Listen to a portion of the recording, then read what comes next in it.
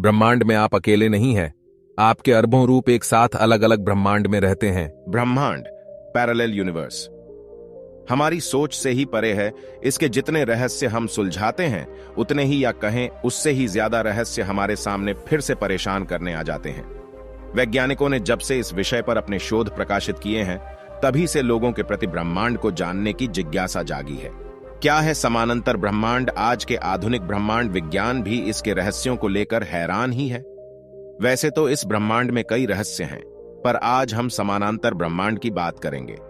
समानांतर ब्रह्मांड का अर्थ है कि इस सृष्टि में एक से ज्यादा, या कहें तो अनगिनत हमारे जैसे ब्रह्मांड मौजूद होते हैं, जिनमें हमारी पृथ्वी और हम एकदम जैसे कि इस ब्रह्मांड पर है, ठीक वैसे ही डुप्लीकेट रूप में दूसरे ब्रह्मांड में भी होते हैं।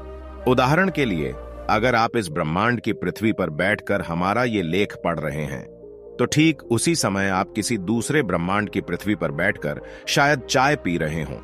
किसी और ब्रह्मांड में ये लेख आप पढ़कर खत्म कर चुके हों, तो किसी और ब्रह्मांड की पृथ्वी पर आप छोटे बच्चे के रूप में खेल रहे हों। इस तरह जितने ही ब्रह्मांड हम सोच सकते हैं, उतने ही आपके अलग अलग रूप उन ब्रह्मांडों में मौजूद हैं।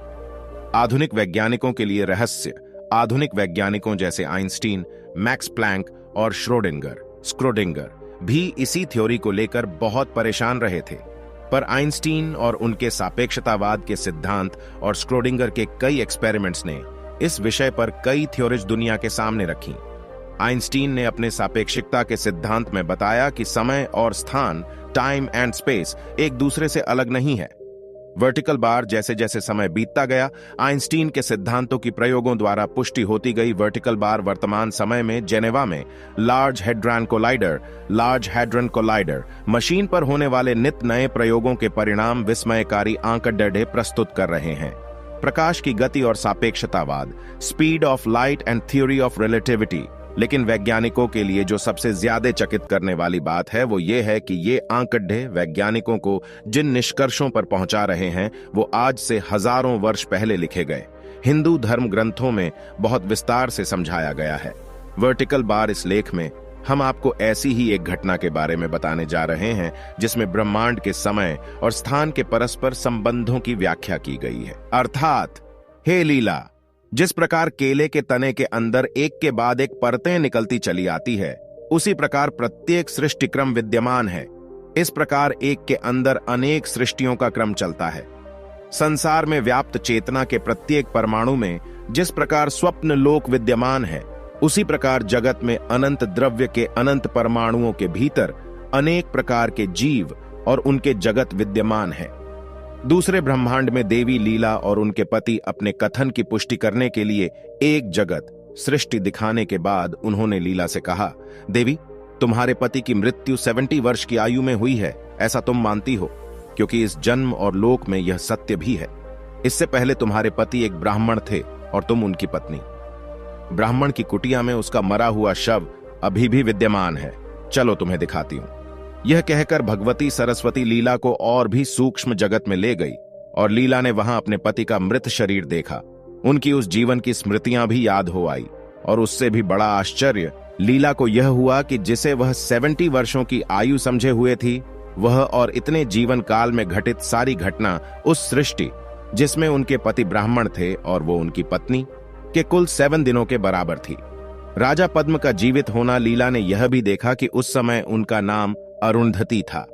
एक दिन एक राजा की सवारी निकली, उसे देखते ही उनको राजसी भोग भोगने की इच्छा हुई। उसी सांसारिक इच्छा के फलस्वरूप ही उसने लीला का शरीर प्राप्त किया और राजा पद्म को प्राप्त हुई। इसी समय भगवती सरस्वती की प्रेरणा से राजा पद्म, जो कि दूसरी सृष्टि में थे, उन्हें अंत समय वहां की सृष्टि के अनुसार में फिर से पद्म के रूप में राज्य भोग की इच्छा जाग उठी। लीला को उसी समय फिर पूर्ववर्ती भोग की इच्छा ने प्रेरित किया, और फलस्वरूप वह भी अपने व्यक्त शरीर में आ गई, और राजा पद्म भी अपने शव में प्रविष्ट होकर जी उठे। फिर कुछ दिन तक उन्होंने राज्य भोग भोगे और अंत में पुनः मृत्यु को प्राप्त हुए। इस कथानक में महर्षि वशिष्ठ ने मन की अनंत इच्छाओं के अनुसार जीवन की अनवरत यात्रा, मनुष्येतर योनियों में भ्रमण, समय तथा स्थान से निर्मित ब्रह्मांड, टाइम एंड स्पेस में चेतना के अभ्युदय और अस्तित्व तथा प्राण विद्या के गूढ़ रहस्यों पर बड़ा ही रोचक और बोधगम्य प्रकाश डाला है। पढ़ने सुनने में यह कथानक परियों किसी कथा या जादुई चिराग जैसी लग सकती है, लेकिन ये वो विज्ञान है जिसकी सहायता से पूरे ब्रह्मांड की व्याख्या की जा सकती है। आधुनिक विज्ञान की विवशता आज के आधुनिक वैज्ञानिकों के सामने दोहरी समस्या है। पहली ये कि वो ये स्वीकार करने में कठिनाई महसूस करते हैं कि हिंदू धर्म के प्राचीन ऋषि महर्षि, समय, स्थान, क्या आज का विज्ञान इतना सक्षम है कि वह भगवान को खोज सके।